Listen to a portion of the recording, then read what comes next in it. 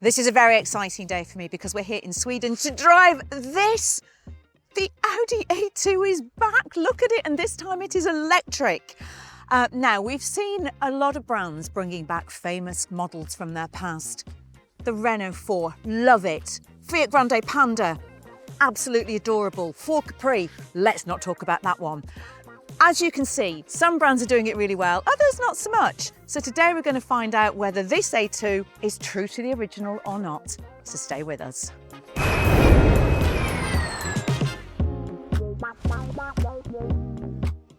So Audi has built some iconic cars over the years, hasn't it? The Quattro completely changed what four-wheel drive could be. Oh, my favourite, the Audi TT. It looked a bit like a concept car that had somehow escaped from the design studio and ended up on the road. Absolutely brilliant car. But the one that I wish the world had showed a little bit more love for is the original A2. It arrived in 1999. It was built from aluminium when everyone else was using steel. It was tiny on the outside, spacious on the inside. It absolutely sipped fuel. It was very efficient. It was just a fantastic package. There was just one problem with the A2. Not enough people bought it. But now Audi is giving the A2 a second chance and making it electric. That is really because it thinks that the original ideas that were such a great success about the A2, about it being very efficient, doing more with less, being lightweight, work really well with EV. And you know what, I have to agree with that. As you can see, it is under this magnificent wrap. The real car won't get a showing for a little while yet. But today I'm going to be able to show you a quick look around it and talk to you about the most important thing on this car. Not the way it looks, although that does matter as well. The most important thing is going to be efficiency. So you can tell, can't you, that even in disguise, it's very faithful to the original car. Apparently, the wedge shape is very good for aerodynamics. So you've got the lovely curve to the front, the flowing roof line, and that sharp, almost vertical rear end. Let's put the looks aside for 1 minute, because for me, the really interesting bit is where Audi has spent its engineering budget. Get ready for the geeky stuff. So instead of fitting a bigger battery, it uses a relatively modest 58 kilowatt-hour usable LFP pack, shared with other VW Group models. Instead, Audi's engineers have gone hunting for wasted energy. Aero is a great example. With a drag coefficient of just 0.24, this is the most aerodynamic car in its class that Audi has ever built. You get air curtains, a redesigned underbody, rear diffuser, and even bespoke Bridgestone tyres all work together to reduce drag and rolling resistance. The same thinking runs through the drivetrain too, with more efficient power electronics, a redesigned motor, even lower friction transmission oil. Audi reckons the oil alone can add up to 8 miles of winter range, and every little helps. None of these changes are revolutionary on their own, but together they add up to a car that squeezes more miles from every charge. Let me try and explain exactly what reducing the aerodynamics to make the most efficient Audi in its class so far looks like. So here's an adorable little model of the A2. So this is effectively 1 count in drag. That's 0.001 at 100 kilometers an hour. So if you can see this little piece down here, just take a look at that. That is a gap breather, okay? And what that effectively does is reduce the drag by the force that you need to hold this tiny model. Are you getting that? It's still quite hard to understand, isn't it? I know. Let me show you.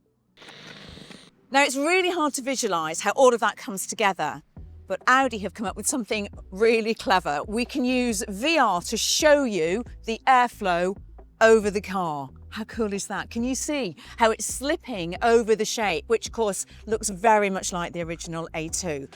Let's look at what's going on at the front. So of course we've got the air flowing through air curtains. It hits the splitter, which does exactly as you expect, splits the air over the top of the car and underneath. I would love to show you what's going underneath the car, but I can't lift the car up. Audi has an answer for that. Okay, let's show you. How cool is that? So if you're looking at the airflow going underneath the car there, that is what it would have looked like without all of these little incremental developments in the aerodynamics. Let's swap this over now and I can show you the difference that it makes. All that covering that's gone into the back of the suspension, the fact that you've got the battery there, which of course is covered because of all the battery cells. It really is clever when you see it all brought to life like this.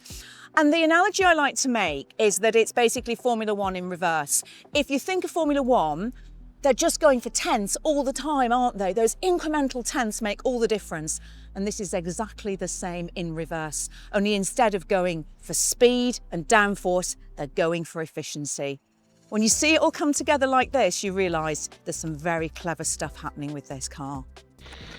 For years, the car industry has basically been playing a massive game of electric top trumps with battery range and charging at the very top of the stats list. It's been, my battery goes further than yours, my range is larger than yours, mine is a faster charger than yours. But actually, I think the cleverest car isn't the one with the biggest battery. It's the one that can eke the most out of that, to get the most range, to be the most efficient.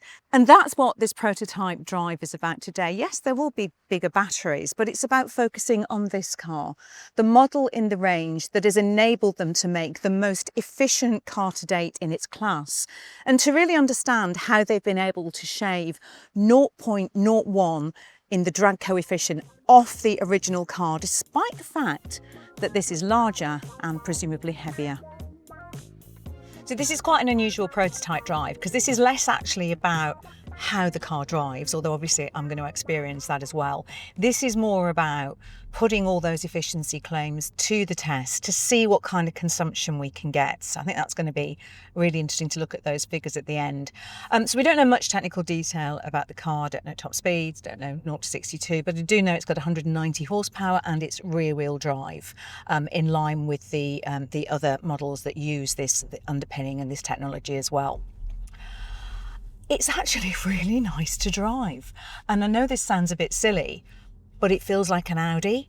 So it's got all those characteristics that you want from an Audi. It feels very solid, very planted on the road. It feels relaxing to drive. It's not aggressive in terms of its power output at all. Yes, the power is there when you need to nip away or you want to overtake. But instead of that punch in the gut, power that you get with some EVs when you put your foot down, it just feels very nicely considered. I've been driving this now for about an hour and a half on a different road conditions. We're sort of in a rural area now. We've been around town, we've been on the motorway. And one of the things that I've really noticed is how lovely the steering is. So it's got a very nice steering setup. I am so over those really overly assisted steering setups that you get in a lot of electric vehicles.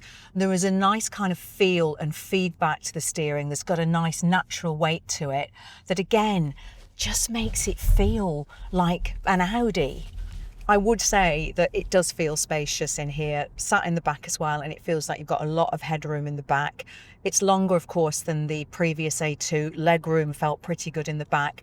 And I've got a really lovely commanding view of the road. I was a bit concerned that the spoiler at the back might impede a bit on the rear view, and actually it doesn't. There's enough glass above and below the spoiler to make the view through the rear view mirror great. I've obviously got really lovely big windscreen. The one thing I would say that I've found pulling out in junctions, this A-pillar at the front is a little bit thick. Brake regeneration. Should we talk about brake regeneration? Oh my. So it's obviously one of my favourite characteristics of EVs. I absolutely love it. I love it because it just is a really nice way to drive. But I also love it because it helps with efficiency as well, because you're feeding all of that energy back into the battery that normally gets wasted. And that's so in the ethos of what the new A2 is all about. So if you can see, we're stopping now. I'm in full maximum brake regen, and you do have a complete one pedal driving. It's not quite bringing it to a complete stop. I'm putting just gently on the foot brake to do that, but it's very nicely controlled. It's controlled via flappy paddles on the steering wheel, which we like to see, and you can set it at different levels. I don't know if it's going to be adaptive regen. Did try to find out, they wouldn't tell me that.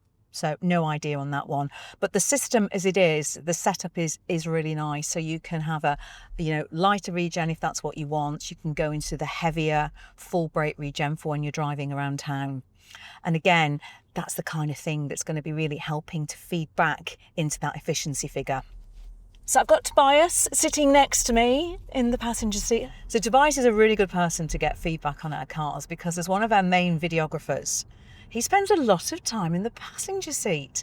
And of course, any drive is about so much more than what I'm feeling behind the wheel, isn't it? It's about what the passengers are feeling. What do you think? What do you reckon? Well, seat is really comfortable. Really like the seat. It feels really spacious here actually as well. Yeah. And if I'm going to be completely honest, just as going back to what you said, just gives me this sense like I'm in an Audi, which I actually have back home. So I feel very comfortable. It's we got an Audi customer, so maybe there's a bit of bias there. I don't know. I do know weirdly exactly what you mean because there's very little vibration coming through from the road. And in fact, it's very quiet and refined in here. This has got the optional acoustic glass, which you can get fitted to the front doors, and it cuts off a lot of those higher note vibrations. And it really does add to that feeling of serenity and calmness that you get in here. I'm really enjoying this drive.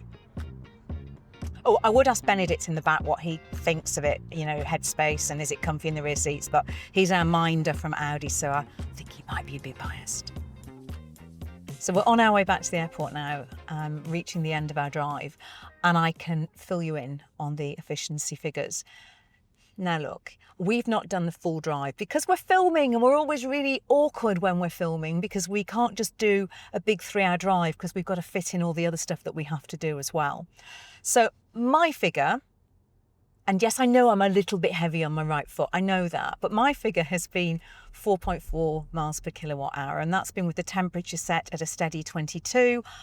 I've not had to be in any particular driving modes. They've not asked me to do anything like that. We've done a mixture, as I said, of urban roads, of faster motorway driving. However, the support car has managed 5.55 miles per kilowatt hours. And that would put this car amongst the most efficient electric cars out there. So if I do the maths on that, the battery has a 58 kilowatt hour usable capacity.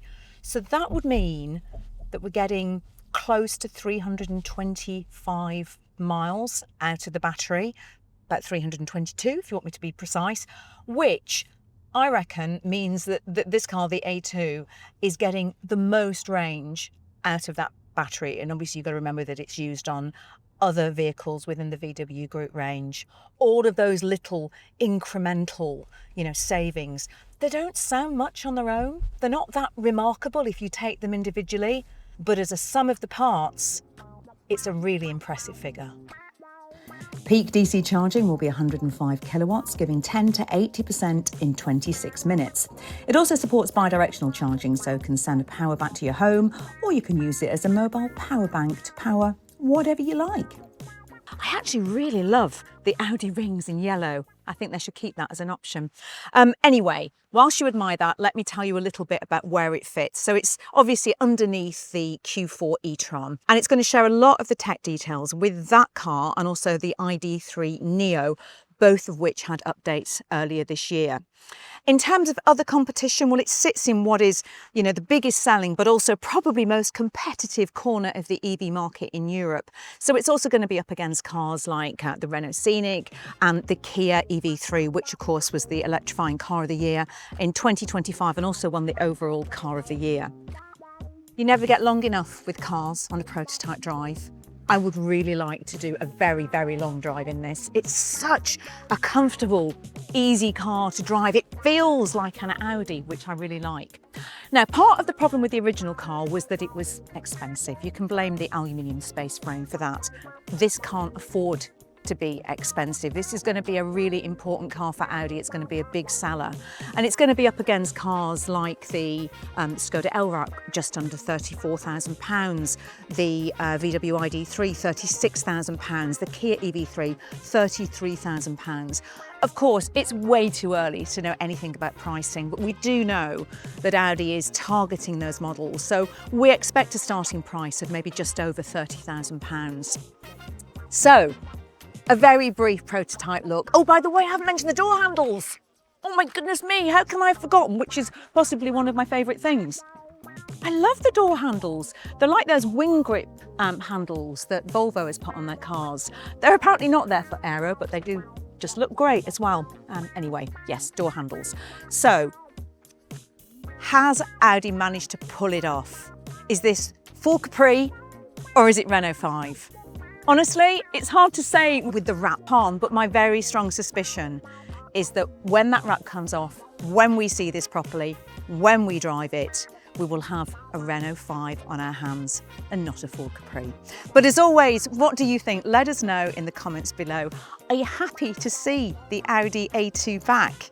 What do you make of it? Do let us know, and while you're there, subscribe, because we will be driving this one with the wraps off for longer really soon.